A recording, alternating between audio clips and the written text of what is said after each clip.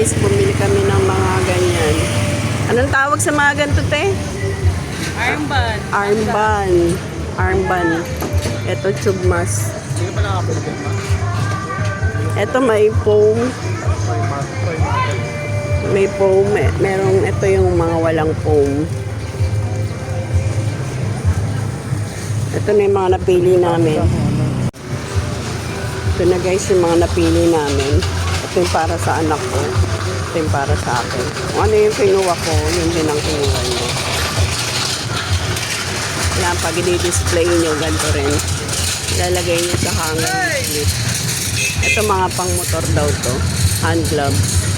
Yan, meron na rin sila mga pang Halloween mask. Kaya lang next week pa ako bibili ng mga ganyan.